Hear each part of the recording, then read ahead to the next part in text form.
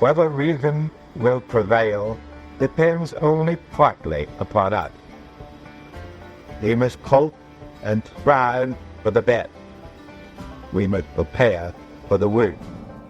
Welcome to Clearer Than Truth. I'm Nathan Kiker, and today is January 2nd, 2026. We're recording this on a critical day, as we're seeing major developments out of Tehran that could fundamentally alter the equation in the Middle East. It's a moment where the noise is loud, but the signal is hard to find. That's why I wanted to sit down today with Yaakov Katz. Yaakov is the former editor-in-chief of the Jerusalem Post and one of the most respected journalists in Israel and in the Middle East. He's the author of Shadow Strike and the new bestseller While Israel Slept, which is perhaps the definitive account of the intelligence failures leading up to this era of conflict. We get right into the reality of the ceasefire. Will it hold, or is it just a pause before a bigger storm? We also discuss the lead up to the conflict and Iran's role in the war, and what's next with the Trump administration and U.S. administrations to follow. Let's get into it. Yaakov, thanks for joining us. It's great to be with you, Nathan. So your recent book, While Israel Slept, is an understanding of the lead up of the October 7th attack on Israel by Hamas. In your book, you dissect the intelligence catastrophe of October 7th, and you write about how Israel was sort of blinded when it came to the intelligence. Was this failure primarily hubris regarding Israeli intelligence, or Israeli technology, which you've written about, or sort of a more fundamental misunderstanding of Hamas and Hamas's theology? Well, it's a good question. I think it's a combination of both, right? In other words, it has a number of elements to it. On the one hand, the way I look at it is that there was an overarching policy, a policy of containment. And the policy of containment had a couple of pillars to it. But let's talk first about the policy itself. The policy of containment was that Hamas is an enemy. We know about it. It's tried to attack us. It has attacked us. It's killed people. It's carried out some sophisticated attacks. It's kidnapped people, right? Everyone knows who Hamas is. Everyone knows that they are an enemy. Everyone knows that they are lethal. But the thought in Israel was that while we understand that, we can contain Hamas and keep it at a minimum. And how do we keep it at a minimum? And why do we want to keep it at a minimum? And those are the main questions. So why do you want to keep it at a minimum? Is because, like any country and any military, Israel faces a expanding, I would say, kind of table of threats, but limited resources. So you have Iran, you have Hezbollah in Lebanon, you have the West Bank, and you have Gaza. So if you say to yourself, listen, I have to stay focused on the big ones, Iran, Hezbollah, and we can contain Hamas, that makes sense because I can't do everything. So I can do where I really need to do things on the bigger issues. And Hamas and Gaza, I'll keep it where it needs to be at a low flame. Then how did they do that? And that ties into what you spoke about. So technology was a big piece of that, right? Fences, missile defense, barriers above ground, below ground, and of course, soldiers along the border, right? If, God forbid, something were to happen. So it seemed that it was under control. With that also was the intelligence. We thought we had good intelligence. We thought we knew everything they were planning. We thought we could see everything they were doing. And therefore, when you thought you knew everything and you thought you heard everything and you thought you saw everything and you had your technology and you had the soldiers along the border and you had your overarching policy, that's what led to it. So what led to this overall? Yes, technology, a belief that we had the intelligence, a belief that we understood what Hamas really was doing when now we clearly know we did not, but also, and this you can't run away from, was the overarching policy of containment, which now comes into question. Is that even a legitimate policy to contain a threat? Even if it starts small, even if it's just at the bottom of the totem pole of the threats that you face, is that even legitimate for a country to say, I'm not going to deal with it, I'm not going to confront it, I'm not going to destroy it, I'm going to contain it? I was going to talk about this a bit later, but one of our recent guests, she was in the Israeli government, and she argued that Netanyahu was sort of blinded by his sort of sense that Hamas was below him and that Iran was really where his efforts should be. Do you think that that was the case, that sort of the focus on sort of the bigger guys in the fight distracted the Israeli government in the lead up to October 7th? I mean, I think it and I know it, right? Yeah. I think it because let's look at the reality, right? Look at the famous pager attack against Hezbollah, right? I mean, you have to be able to sell pagers loaded with explosives to a terrorist organization, one of your most lethal, sophisticated enemies. They have to believe they're buying it from some random civilian company when really it's a front of the Mossad, the Israeli equivalent of the CIA. And then you can press a button and they all blow up. I mean, that's sophisticated shit, right? And the fact that Israel was able to do that shows the penetration, the quality of the intelligence, the amazing sophisticated capabilities. Look at Iran in the 12-day war in June. Israel takes out the entire nuclear leadership, the entire scientific leadership, all the heads of the military. I mean, you had amazing intelligence on the ground in Iran. So we see where we have it. We see where we don't have it. The lack tells us the bigger story, right? That's one. That's my think. My no is because I read Bibi's own book. Bibi wrote an autobiography that came out in 2022, where he spoke about how in 2014, during one of the regular operations that Israel was waging against Hamas in Gaza, and on average, since Israel pulled out of Gaza in 2005, there was, on average, an operation every 2 years. There were two other members of the government at the time, Naftali Bennett and Avigdor Lieberman, both more hawkish than Netanyahu, who were pushing Netanyahu to do a massive operation in Gaza and take down Hamas. And Netanyahu himself writes that I didn't want to do it, and I thought they were wrong because I had to keep my eye set on Iran, and this would have distracted us. I mean, he admits that this was his policy. So, and by the way, I can't say he was wrong necessarily, right? I think in the knowledge that we had and in the thinking of the time, this was the belief that we have to stay focused on the primary threats and not be distracted by the junior varsity terrorist group, as you were calling it in our pre-record conversation. I mean, that's very much how they were viewed. Interesting. I want to come back to something that you said multiple times, which is to contain it. And I think it sort of illuminates a difference in opinion on how to deal with terrorism at large in groups like Hamas, but also ISIS, Al-Qaeda, and other organizations. You would often hear when President Obama, granted it's been a long time ago, talk about the need to contain terrorism, and people would be very offended by that. How can you contain something that's trying to kill you? But then, again, turning back to a conversation we had with Wilf probably 3 or 4 months ago, she said you had to completely destroy Palestinianism. Do you think that it was a flawed reality to think they could ever just contain Hamas, considering they were literally touching their border and actively sending in troops to disrupt and kill? You write, for example, right before the conflict about just a normal family at a park having a cookout, and people show up with, I think it was a sword or a knife, and just completely kill the family. Was it delusional to think that this is something that could have been contained? And if so, how could the Israeli government have exercised the power to completely destroy Hamas earlier? Well, everything I say now is in hindsight. Yeah. Because had we spoken October 6th and you would have asked me about the policy of containment, I probably would have told you, like many other people in this country, hey, it's working. Don't touch it if it's not broken. But it was deeply broken. Right. So we now know that it's, as a policy, it doesn't work. As a policy, it is flawed. And that is something that requires of Israel to abandon this policy, I believe, completely. Because what we have learned is that if you don't deal with the enemy in its inception, or close to it at least, it will grow into a disproportionate size and scale and scope, and will one day try to carry out such an attack like the devastating one of October 7th.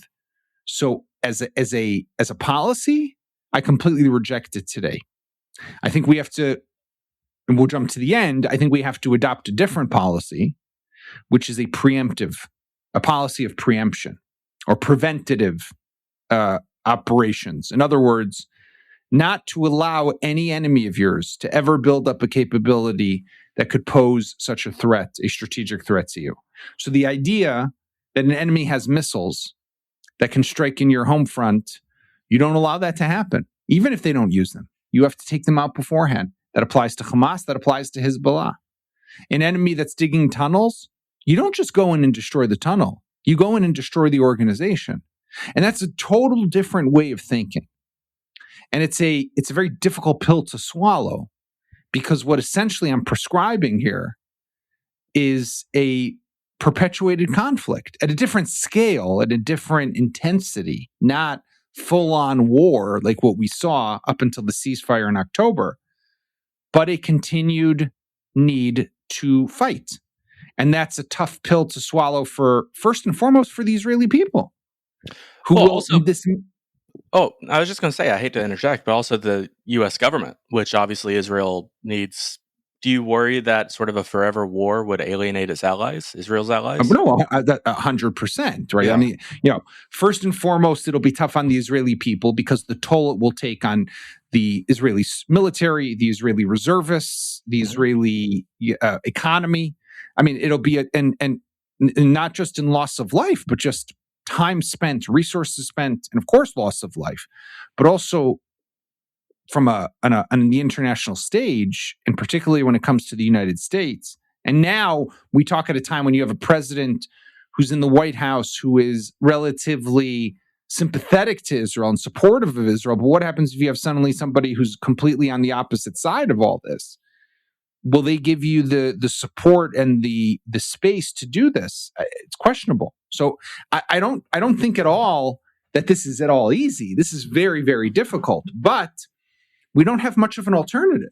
Well, that alternative, a lot of people thought it could be through things like economic incentives to sort of pacify fundamentalists.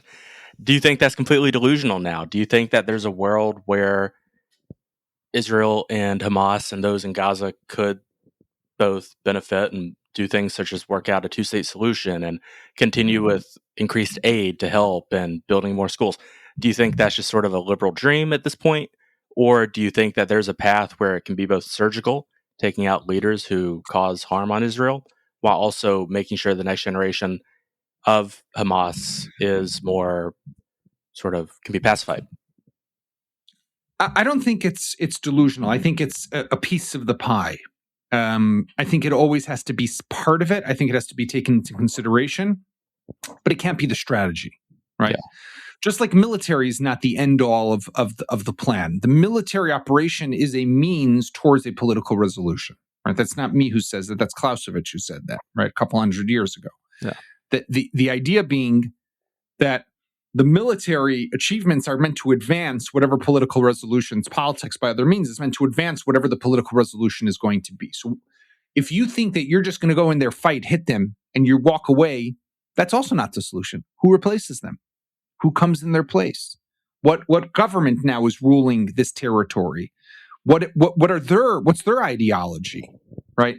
And who prevents the enemy from recouping and rebuilding itself and rehabilitating itself? So you can't just, it's not just by sword, right? You're not just living by your sword. You have to live by a sword. You have to live by a pen. You have to live by a bank account. You got to use all the different tools that are in your toolbox to be able to defeat an enemy like this. And therefore, I mean, we're talking now beginning of 2026, and we're just about 3 months into the ceasefire, right?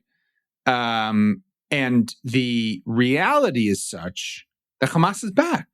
It's not in charge of the entire Gaza. It's in control of just half of Gaza, but they're back on the streets. They've replenished their ranks. They're back to 30. If they were 30,000 fighters before, they're 30,000 fighters now. Maybe some less sophisticated weapons, not as many rockets, although just this past week, the IDF discovered a rocket launcher ready for launch in southern Gaza. In other words, the job's not done, right? And that's the real challenge here. Will it ever be in the current conflict? Will this ever just end?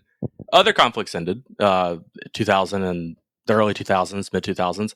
But will this specific conflict end? And if so, how does it end? Well, even the second Intifada, which you're referring to in the early 2000s, did it really end? The high intensity stage ended. But the way it ended with a couple of things happening. Number one, it ended with Israel building a security barrier in the West Bank. Number two, it ended with the IDF, the Israel Defense Forces, maintaining a presence everywhere throughout the West Bank. So whenever it got intelligence, whenever it felt the need, it goes in and mows the terror lawn. Mm-hmm. And it ended also with understandings of economic benefit. All right, so there's a multi-pronged approach here. Right, very controversial. I'm not saying it's not, but there is a multidisciplinary approach. With Gaza, will it end? It will end when there is a entity that is in control of Gaza that does not want to wipe Israel off the map. And that will require a de-radicalization of the Gaza Strip that today we don't see yet in the cards. We don't see as being possible. And that is deeply unfortunate. Sinwar was killed. That's a de-radicalizing move. What else needs to be done to de-radicalize an entire generation of people in Gaza after the current war? The elimination of a terrorist like Sinwar or Mohammed Def or any of these other leaders is obviously super important, and that's part of the deadly blow that you deliver to this terrorist group. But that itself is not enough, right? I mean, let's take a look at Gaza. The people of Gaza hate the people of Israel, right? You go throughout Gaza. I'm talking about before the war, right? Weapons in every home. Mosques being where preachers are preaching to retake the Jerusalem, to retake the Temple Mount, to push Israel into the sea. For decades, they have been waging a war against Israel, knowing that they can't destroy Israel, but still keeping up their radical jihadist ideology. In schools, and there's so much evidence of this, and it's terrible, they're taught that Israel doesn't exist, that Israel is a country that should be destroyed. At summer camps, the kids are trained how to become suicide bombers and kill themselves and blow themselves up in the service of jihad. So you killed Sinwar, great, but you have to change the entire culture, the entire society.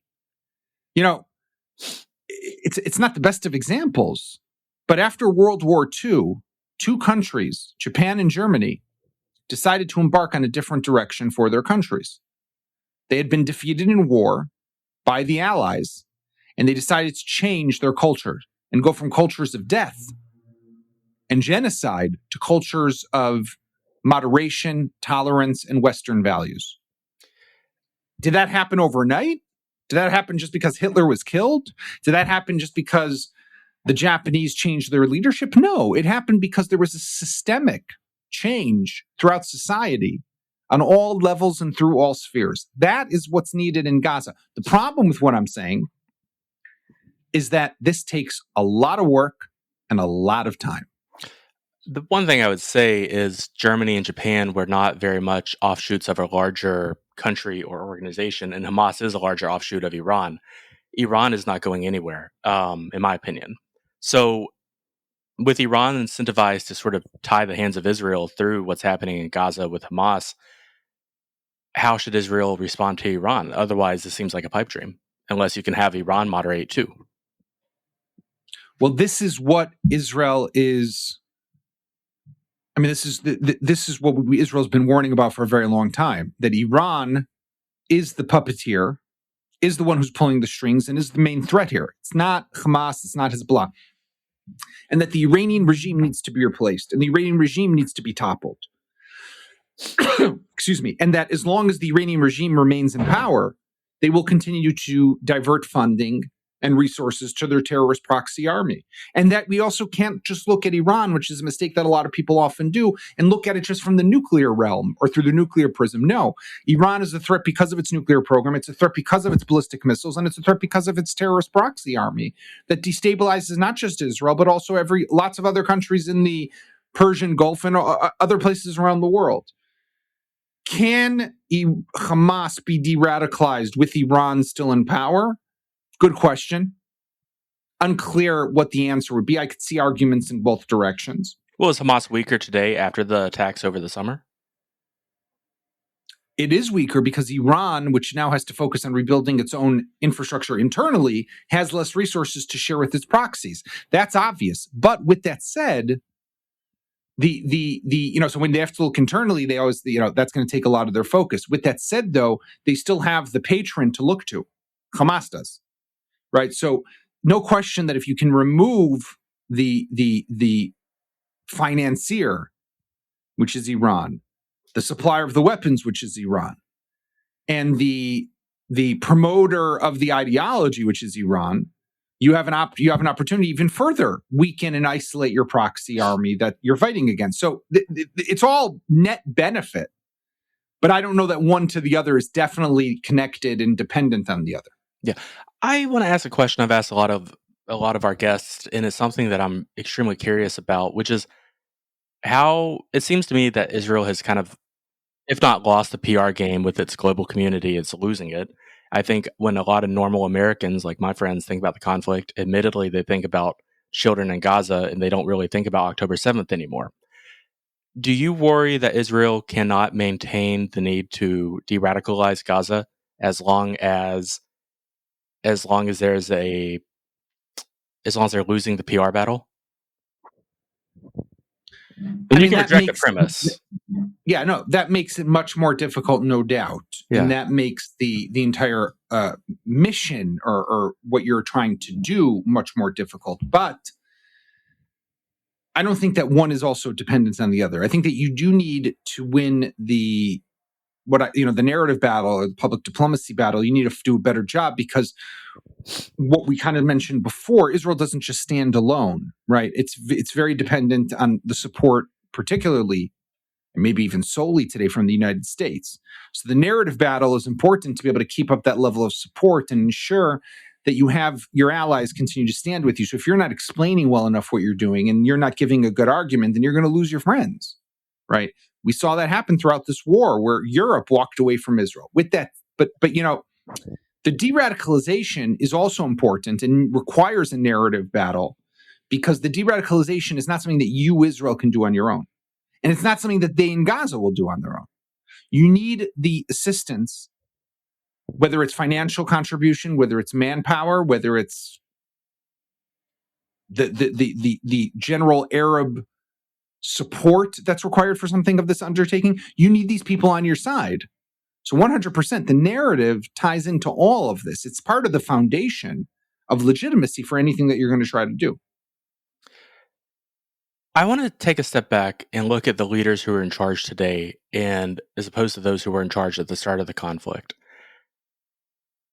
Do you think that the leaders today are more likely to keep a ceasefire after 2.5 years of conflict, which is a few months old? Or do you worry that this specific ceasefire is going to fail, as it has many other times? I'm nervous that it will fail. I mean, yeah. I don't know. It's very tenuous. Hamas, we know, as we mentioned, is still there. I think that Netanyahu would like to see it continue. I think that the military would like to see it continue. But to tell you that it will depend on too many different moving parts. So it's very difficult to know, but I do think is that the Israeli intention is for the ceasefire to continue. Okay. How would the war have looked differently under someone like, Natalia Bennett, who you write about in your book pretty extensively? Like, what do we think we could have seen? And then what do we think the leadership after Israel will look like? Do you think it will move to the center or harder to the right? That's a bit of a speculation, I know, but. I don't, look, it's hard for me to tell. What I do know is that Naftali Bennett was prime minister for about a year. And the government, together with Yair Lapid, was the prime minister for 6 months. So 18 months between 21 and 22, and until the beginning of 23, there was a different government than Netanyahu. Their policies were the same as Netanyahu's policies. This was all prior to October 7th. Helping to transfer the funding from Qatar to Hamas, letting in workers from Gaza into the Israeli kibbutzim along the border. The containment policy was pretty much the same. So will he now be different? He probably will, because of what we spoke about before, the hindsight, right? Now he knows better than he knew before. But it's hard to know. I mean, it's hard to know, had he been in the role in the year leading up to October 7th, would that have potentially been avoided? My guess is no. I would presume that assuming the intelligence was the way it was, played out the same way it played out, it would not have been a dramatically different policy that would have led to a dramatically different outcome. Fair enough. I think a lot of people in the U.S. and in Europe look at Netanyahu, and it's sort of a fatigue with him. Americans, especially on the left, do not like the fact that he would show up in the U.S. and speak in front of Congress to criticize our president and things like that. Do you think that his sort of hardline approach could cause more of a rift with his allies, especially after Donald Trump? Or do you think that whoever comes after him and whoever comes after Donald Trump can continue to strengthen an Israeli-U.S. relationship? Look, I think we have a huge problem. I mean, Netanyahu has done a good job at representing Israel in the United States. He's done a good job at creating strategic ties with the Trump administration. But on the other side of the aisle, when it comes to the Democratic Party, the relations are not good at all. That's an understatement, I think. No. And they're actually very bad. What's happening within the Republican Party with the more isolationist movement and the group of people who we're seeing more undercurrents of anti-Semitism and expressions of anti-Semitism throughout the party, that's also bad for Israel. So Israel has a very big challenge ahead of it. We don't have the Democratic support. We're losing a flank of the Republican support. For this relationship to continue, the Israeli government has to invest more in it, has to do more, has to explain more, but also has to reach out more to different places where it's currently not reaching out to. Yeah. And I'm very concerned for what happens in 2028, wherever that person comes from, a Democrat or a Republican, whoever might be the next president. And I think that Netanyahu probably will not be the right person to be in the job at that time. And we will need someone new, fresh, who can present Israel differently and try to present a new face and a new approach. It's anecdotal, but I do not know a single Democrat who I either am friends with or work with who has a positive view of Israel today. And I don't think that was the case 10 years ago. So I find that to be particularly troublesome for the long-term U.S. relationship with Israel. My last thing I want to briefly sort of talk about is after the Second Intifada, Israel became, and you wrote a book about this, extremely advanced technologically with their ability to conduct war and to conduct operations. How do you think this conflict will shift Israel's preparedness for a future conflict? Of course, I understand your points about needing to have people in Gaza and Hamas sort of accept modernity and to move forward past this. But if we're being honest, that is a minimum generational issue. And I would be shocked if little conflicts didn't bubble up for a long time. And if so, how do you think sort of the weaponry, something you've written a lot about, will shift to handle the next conflict? And intelligence. No, look, I mean, the Israeli military is really one of the most sophisticated, not just technologically, but also with the ability to adapt. And it's shown an amazing capability at doing that over the years. Adapting to new conflicts, adapting from conventional to asymmetric, being able to take tanks, for example, that many countries no longer use and make it available and capable of fighting even in a urban warfare setting. Israel is finding itself having to do that once again. The way that Hamas fought in this war, the way it was so deeply embedded in civilian infrastructure, the use of civilian infrastructure, the tunnel networks, all of this together, it requires of the Israeli military to be different in the future war and to build up new capabilities that can be of use in those future conflicts. So what we will see is, in my estimate, is that the military, the way it looks today, 5 years from now will look very, very different. Okay. Well, I want to thank you for your time and not take too much more of it. I know you have a busy day, but thank you. And for our listeners, where can they follow your work and where can they get your latest book, While Israel Slept? Well, thank you, Nathan. While Israel Slept available where books can be found, Amazon, Barnes & Noble. Someone just actually sent me today a picture from a Barnes & Noble in Honolulu, Hawaii, where my book is on sale. So you can find it even all the way in Hawaii. But you can find it there. You can follow me on YaakovKatz.com. Catch me on Twitter, Facebook, LinkedIn, Instagram. Latest writings, latest video interviews, thoughts. Look forward to engaging with all of you. Yaakov, thanks again for joining us. And for our listeners, be sure to check out his book. As always, if you found value in the episode, the best way to support Clearer Than Truth is to share it with a friend or colleague who needs to hear it. Make sure you're subscribed on Spotify or Apple Podcasts so you don't miss what's coming next. Thanks for listening. We'll see you next time.